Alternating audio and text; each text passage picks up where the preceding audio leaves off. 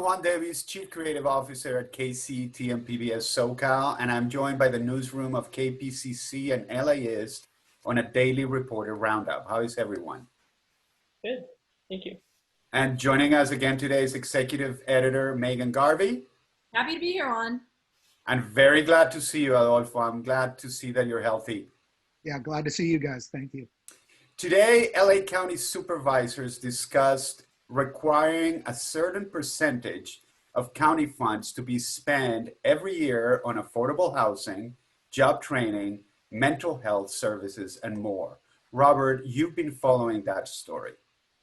Yeah, they actually just passed this measure. They took steps today to majorly change how LA County spends its multi-billion-dollar budget. They want to put a measure on the November ballot that would permanently require at least 10% of the county's general fund dollars go towards social service programs.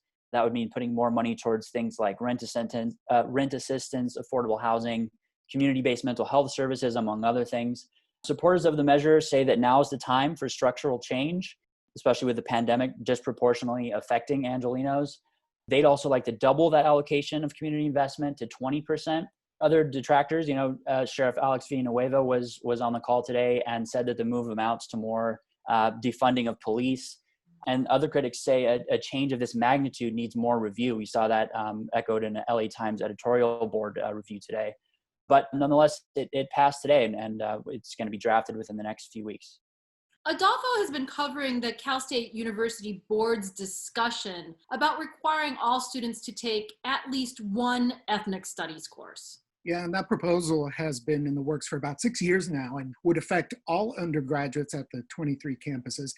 Cal State Board Committee voted 10-2 today to send the plan to the full board tomorrow, where it's likely going to pass. And everyone involved agrees that the social and political upheavals going on right now make this kind of ethnic studies university requirement very, very important. But there's a competing plan authored by Assemblywoman Shirley Weber. It's supported by the powerful Cal State Faculty Union. Weber's plan gives authority over creating the requirement to ethnic studies scholars, and the Cal State plan gives say to other disciplines. And as Weber's plan moves forward, it could be Governor Gavin Newsom who may end up making the decision about which of those plans is best. President Trump has signed a memorandum that calls for an unprecedented change in how the census determines political representation. Caroline has local reaction.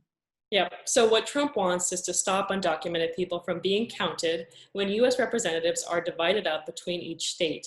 This would be a problem for California because we have more than 2 million undocumented immigrants living here. If they were left out, a researcher from Claremont McKenna College told me that it would cost us several seats. But he pointed out a major problem with the memo. The Census Bureau doesn't collect citizenship data or any data about immigration status, so they have no way of segregating responses. Plus, the order defies the Constitution. But even without Trump's new plan, California is already likely to lose one representative because our population growth has slowed. That Claremont researcher told me he's worried that the existence of the memo could discourage people from filling out the census, and that could cost us a second seat. And finally, California childcare providers could be on the verge of getting help in their fight for higher wages. Mariana has been following that story. Providers have been trying to organize a union for more than a decade. Governor Gavin Newsom signed a bill last fall that paved the way for the election that's happening right now. Childcare workers are hopeful that with a union, they would be able to negotiate better payments for the 43,000 of them who care for children from low-income families through the state's subsidy programs. Those rates are actually based on outdated information right now.